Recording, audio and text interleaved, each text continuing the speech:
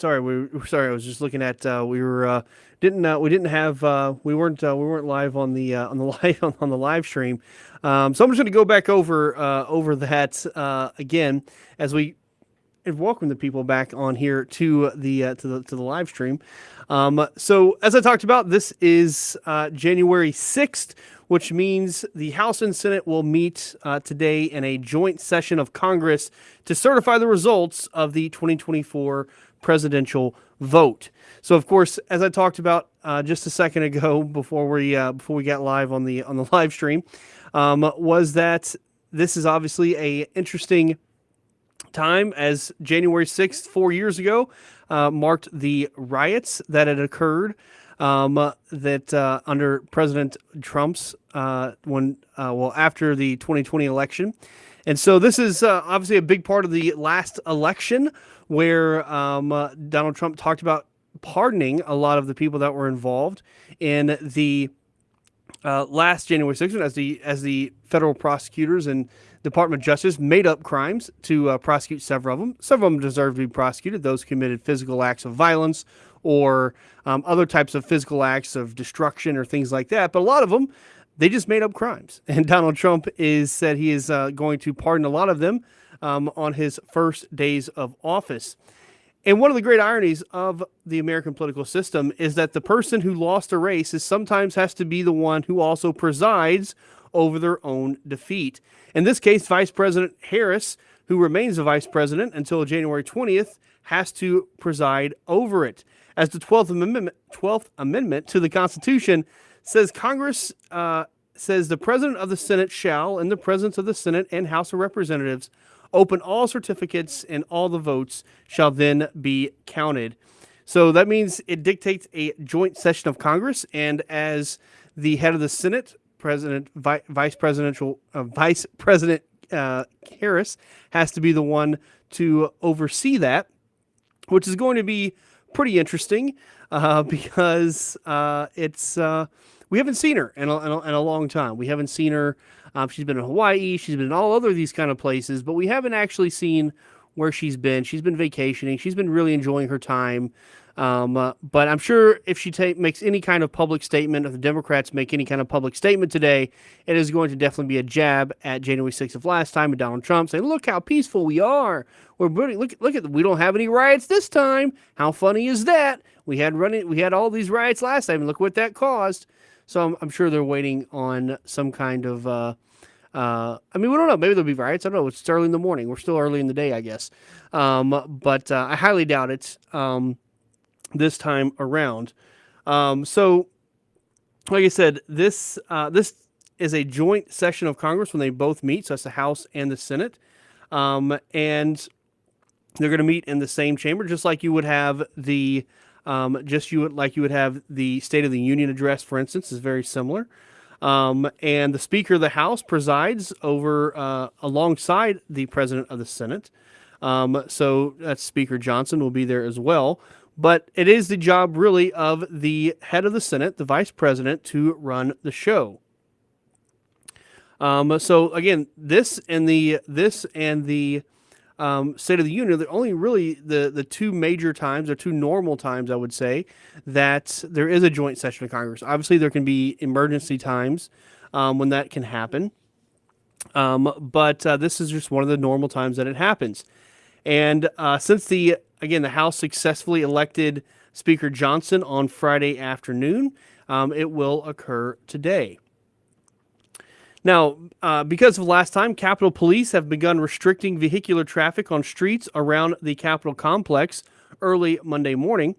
Access to the House and Senate office buildings are limited to members, staff, and visitors who are there on official business. There will only be a few access points for pedestrians to the Capitol grounds, and official Capitol tours are suspended. And, it's just kind of, it's very interesting, because the last January 6th, when they talk about the riots, there's got to be a happy medium between having complete lockdown of public buildings. After all, we have a lot of stuff going on, right? Obviously, we had the terrorist attacks last week, so that's a security concern that we have to be sure that we're addressing. and of course you had the riots in the last January 6th. But I don't know. There's just something that again, there has to be this kind of balance between security and just complete lockdown of everything, and the own American citizens can't really enjoy their process of government. And so, I think there's got to be some kind of happy medium. I mean, last time on January 6th, that was kind of the crazy thing about it, if you can remember, is that Nancy Pelosi, who was Speaker of the House, they just let them, they just kind of let them in, all the rioters. There was no kind of security whatsoever. Still very, very, very. We never really got answers on how they could get in there so easily and just storm the Capitol so easily, and how that was just allowed to happen. Essentially, that was never really answered in all of these investigations of how that occurred. But now, like I said, they're having these barricades way outside the Congress. I mean, it's like 100 times more secure, to the point, like I said, where you have to have all these barricades, and it seems very big brothery. And when you have that much kind of protection, and again, it's interesting that they have all that protection for themselves, and there's none of that protection for our regular everyday citizens against terrorist attacks and people running their cars up into sidewalks. But especially they're always going to be worried about themselves and protecting themselves first and foremost. But yeah, so they will essentially account for all of the they go state by state, starting with Alabama and going all the way to the end to, I believe, Wyoming is the last state. So going all the way to the end to certify each state's electors, in which case the president will officially have been elected. This is, like I said, it's going to be interesting because also in late 2022, lawmakers made several changes to the 1887 Electoral Count Act. So Congress initially passed the Electoral Count Act in response to the disputed election of 1876, as multiple states sent competing slates of electors to Washington. Lawmakers determined there was no formality to tabulating the Electoral College results. So in that one, Democrat Samuel Tilden prevailed in the popular vote, but President Rutherford B. Hayes won the White House after a special commission impaneled by Congress presented him with the 20 electoral votes in dispute. Sort of like, in a weird way, sort of like how the Supreme Court with the whole Bush-Gore thing. I mean, it's not legally, it's nowhere near being similar, but just factually, it's very interesting. Factually kind of similar, I guess the best way to put it. So the 2022 Electoral Count Reform and Presidential Transition Improvement Act clarified the role of the vice president in the joint session of Congress. President-elect Trump and other loyalists leaned on then Vice President Pence to assert himself in the process.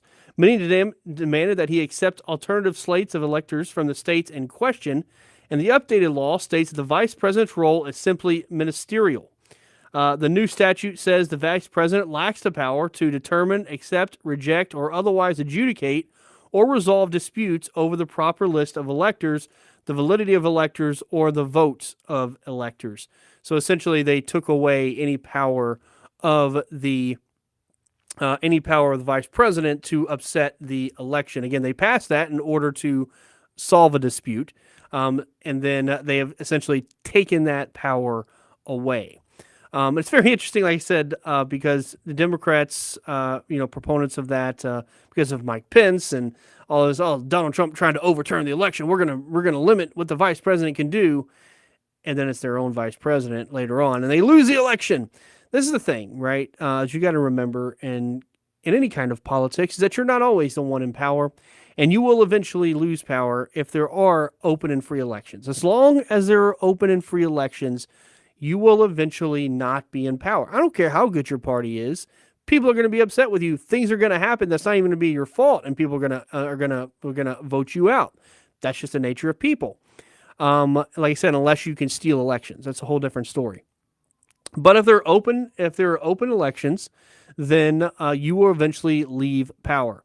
So that's why typically in our system for the last, 200 some odd years, but 275 years, wherever we're at, somewhere around that, there's been this restraint on ruling parties to enact crazy laws or go after their political opponents because the ball turns around, the clock turns around, it's going to come back at you. And as we're going to see in this, as President Trump takes the seat in just a few days, 14 days, when he finally takes his seat, of how they're going to handle the Democrats' political persecution of him, the political lawfare that they've had. It's going to be interesting to see how Donald Trump and his administration is going to handle that. Do they seek retribution? Do they seek to just let it pass? To me, part of it is seeking justice, period. It's not about retribution. It's not about any of that. It's just about these people were acting to interfere with an election. There's no doubt. Again, making up laws. And we're going to talk about in just a little bit Alvin Bragg and the sentencing of Donald Trump that's supposed to be happening soon this week. We're going to talk about that in just a little bit. But people like him who have corrupted laws to try to prosecute him. And again, as I've always talked about, regardless, there has to be some kind of investigation into what all these connections that they had. But we're going to get more to that after the break. If you want to call in during the break, number 601-879-0002. Keep it tuned to the full story on WYAB 103.9.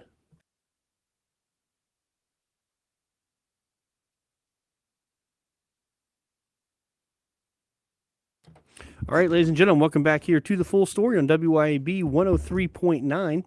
As we continue on, and one thing, next thing I want to talk about as we're talking about Trump becoming president is, and we mentioned just previously about the extraordinary efforts that the Democrats have done to Donald Trump in the last year and a half, and how Trump may respond to it. Well, the Judge Merchan, who is the Manhattan District Judge in Manhattan, New York, has decided to go forward with Donald Trump's sentencing, which is just blows my mind, really.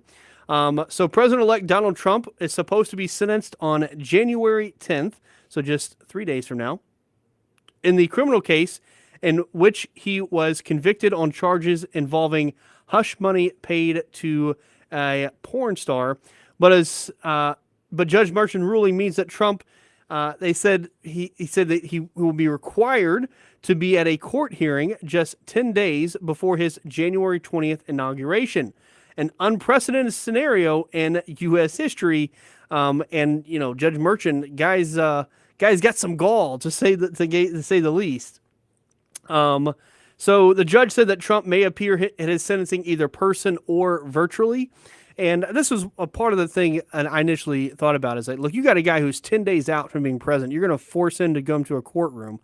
I don't know if, there's what is the limit of authority on, again, we're in unprecedented territory here because no one's ever politically persecuted a rival.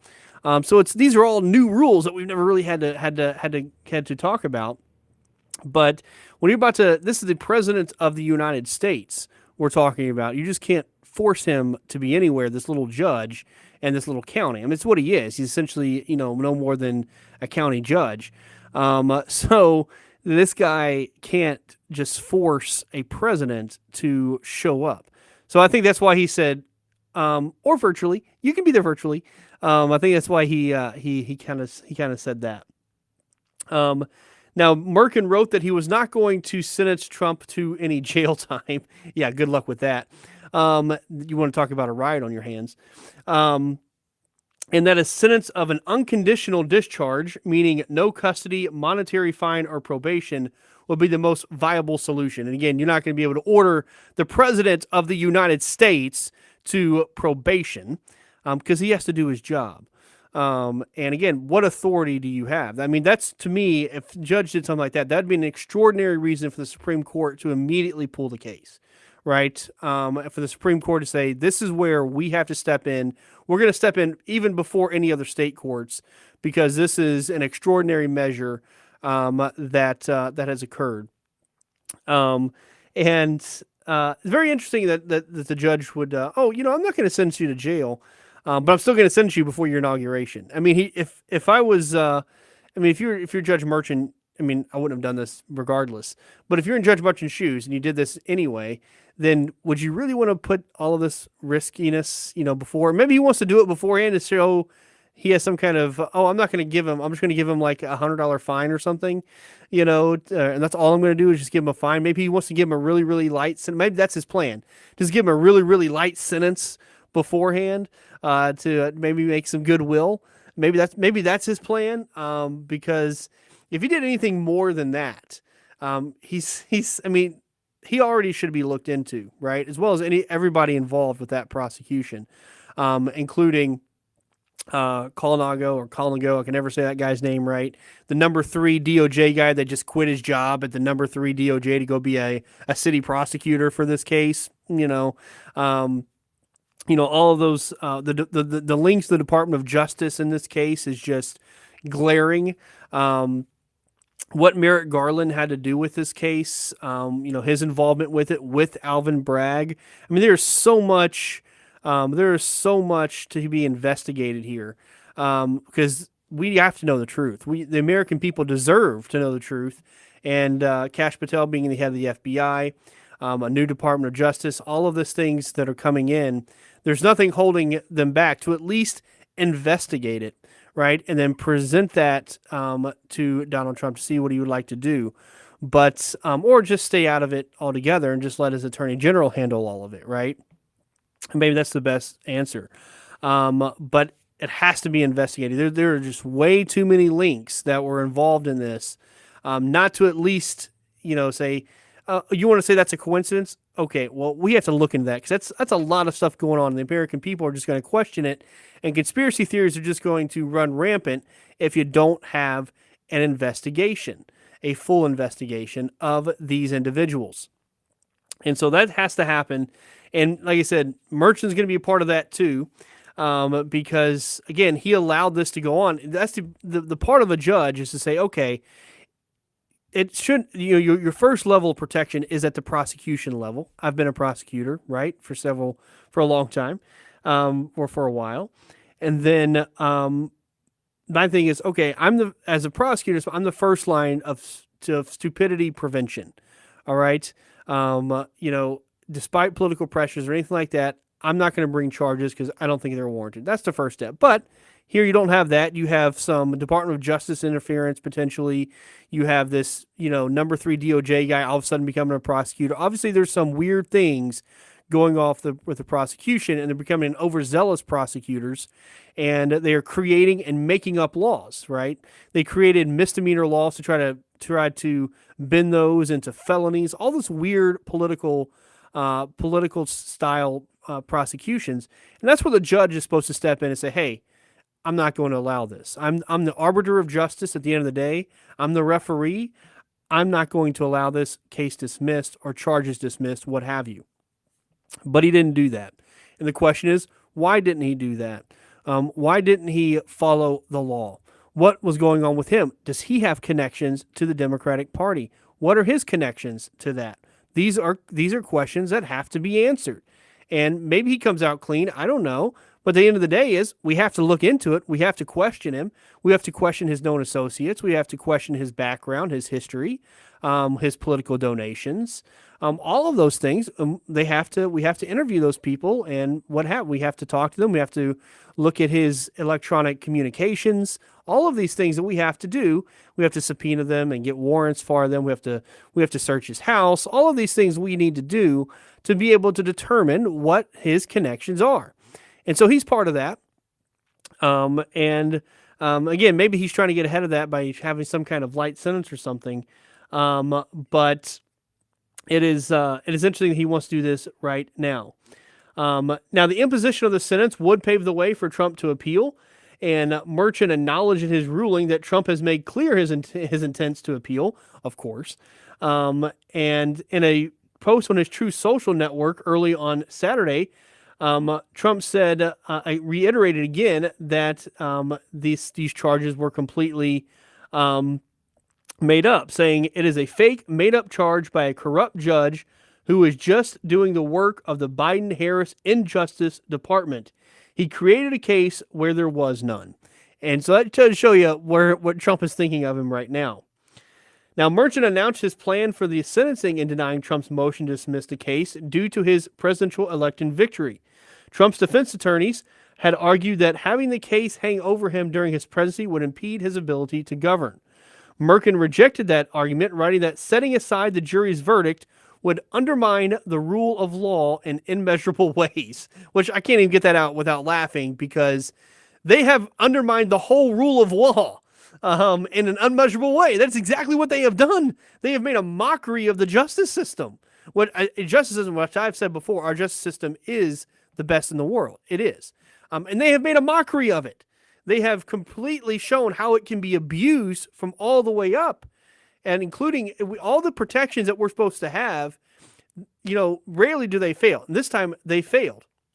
And ultimately is the American people that ultimately this is going to decide the ultimate outcome, I think. But they have made a mockery of the justice system, and for him to say the Trump's attorneys are trying to undermine the rule of law in immeasurable ways is just absolutely hilarious. Moken wrote in his decision that defendant's status as president-elect does not require the drastic and rare application of the court's authority to grant the dismissal motion. I would say it does. I mean, obviously, it shouldn't have gotten this far to begin with, is the other thing. Merkin also rejected Trump's argument in a December 3rd court filing that dismissal was warranted because his civic and financial contributions to the city and nation are too numerous to count. While acknowledging Trump's service as president, Trump said that Trump's public statements excoriating the justice system, according to him, that's what he's saying, right, were also a factor for him in determining how Trump's character would factor into the decision. Oh, man, he is really going on some thin ice here. Merkin criticized what he called Trump's unrelenting and unsubstantial attacks unrelenting and unsubstantiated attacks against the integrity of the criminal proceeding, and noted that he had found him guilty of 10 counts of contempt during the trial for repeatedly violating his gag order, which again was illegal.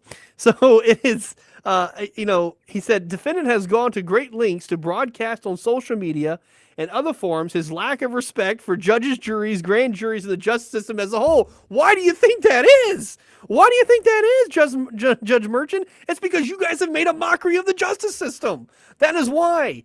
And for you to say, oh man, he's going to great lengths to broadcast on his lack of respect. No, I have no respect, nor should he have any respect for prosecutors who are corrupt, judges who are corrupt, and a justice system that was created our justice system that was used to completely politically persecute him. No, he has. He also has a First Amendment right to criticize those things. But two, I mean, when you have a corrupt system, of course he's going to speak out against the corrupt system. And that's exactly what he did. So a judge said, oh, he has his poor character speaking against the justice system. No, your character, sir, is in question here.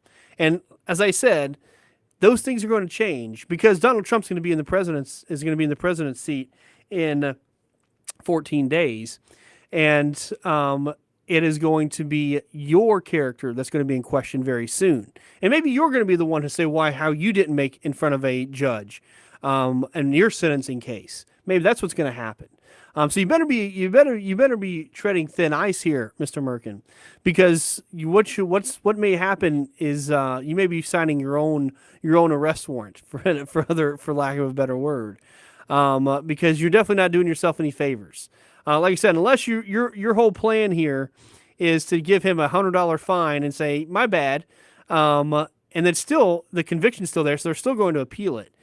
His only grace would have been to dismiss these things, to say this was a political persecution.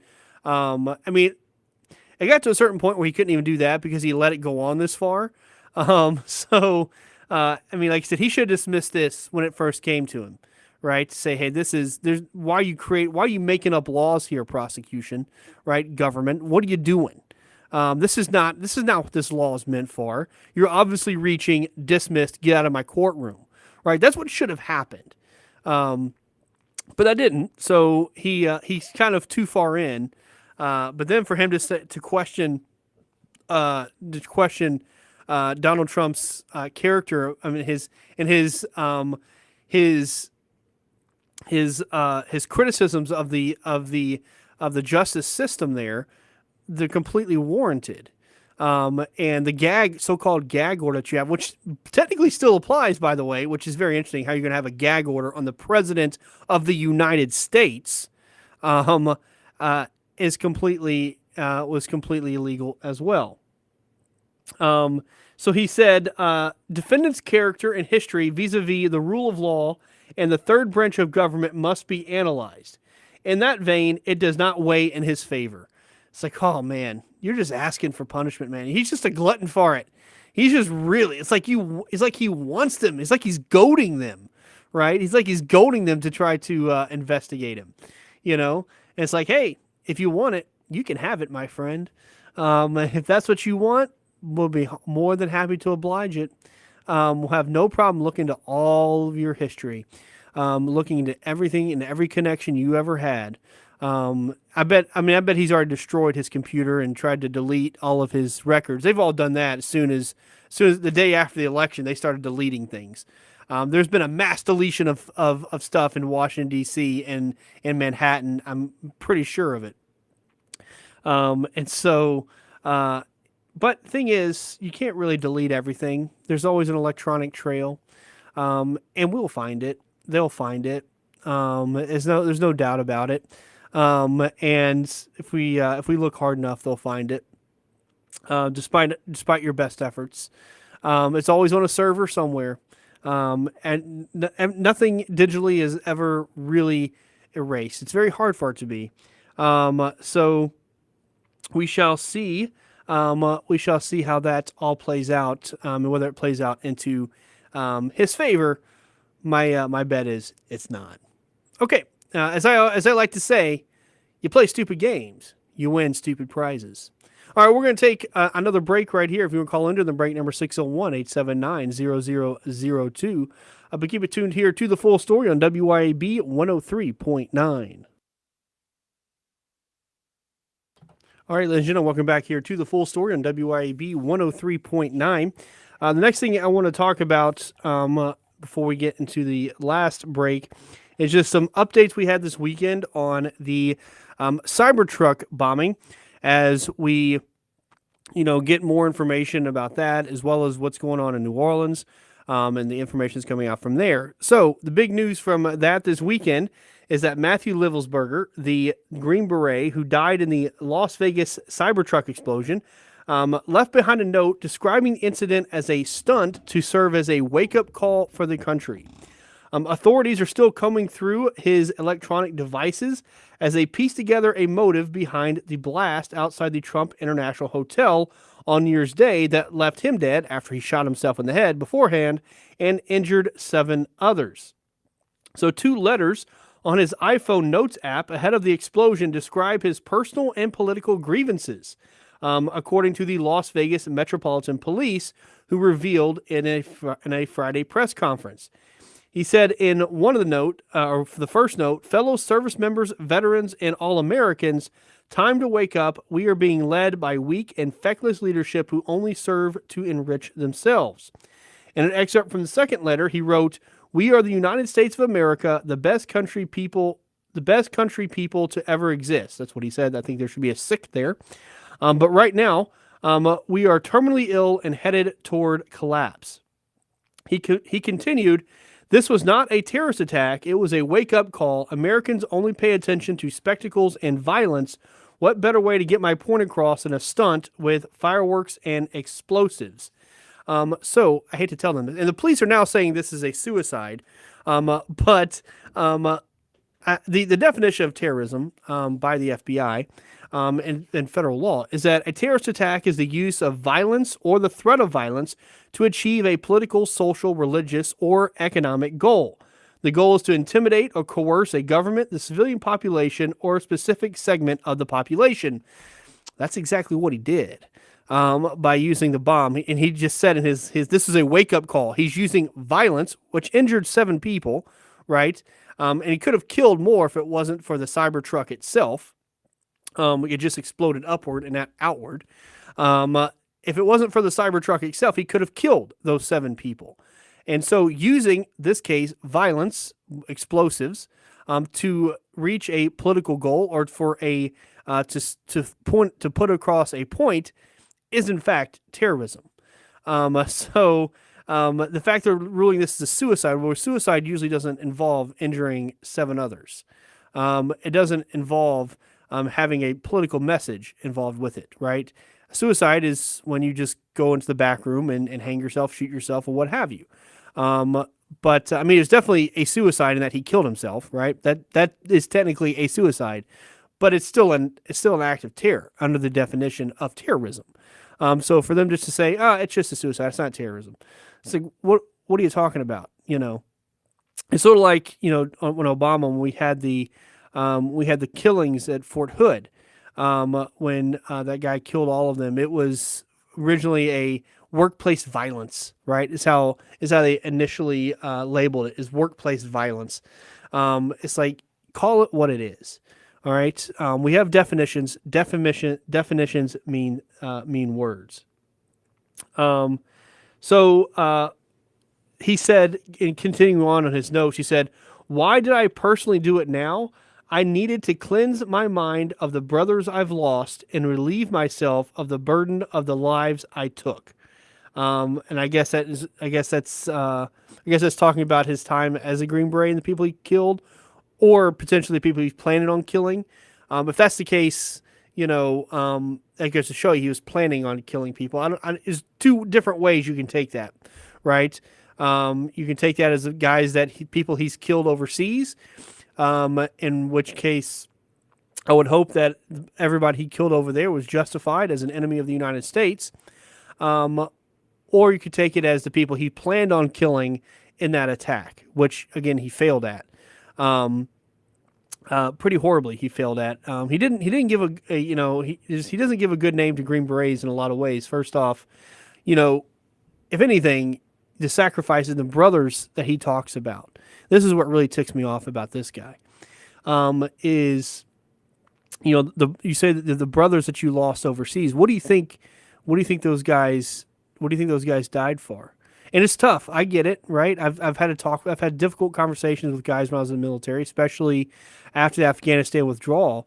Well, they would just ask, what was it all worth it? We see us just leaving Afghanistan. I lost, 3 friends or whatever in Afghanistan. And they ask, what was the purpose of it? What was the purpose of those 3 guys dying?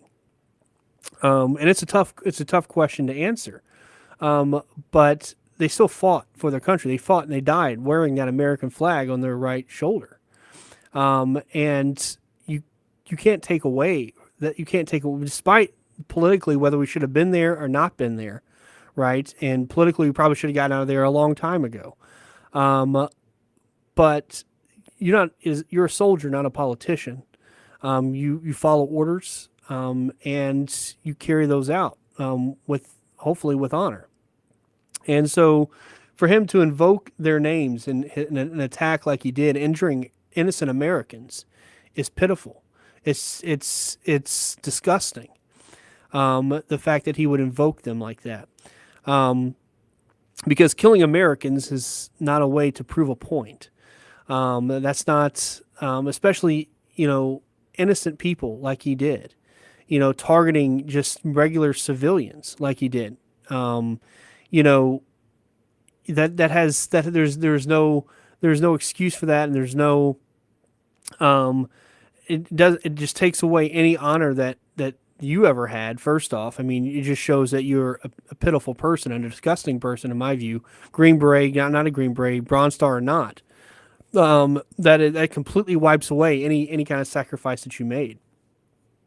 Now, it's going to be interesting to see, obviously he died in an explosion. I don't know, maybe he had some other mental health issues, but to invoke other people who've died overseas, say you're doing it for them, that's just despicable in my book. All right, we're going to take our last break right here. When we get back, we'll do This Day in History, but keep it tuned to the full story on WYAB 103.9. All right, ladies and gentlemen, welcome back here to the full story on WYAB 103.9 as we get to This Day in History. So on this day, January 6th, 1941, we're not going to talk about January 6th, 4 years ago. We already talked about that, but let's talk about 1941 when President Franklin D. Roosevelt delivered his Four Freedom speech. So the State of the Union address outlined four basic freedoms that he argued should be enjoyed by people everywhere in the world. They were freedom of speech, freedom of worship, freedom from want, and freedom from fear. Roosevelt argued that the United States should help its allies in their war against Nazi Germany, breaking with the long-held tradition of non-intervention by the United States. Of course, 11 months later, the country declared war on the Empire of Japan and its allies after the attack on Pearl Harbor. All right, that's all I have for you guys today. We'll see you again tomorrow, but until then, my name is Matthew Bishop, and you have heard the full story.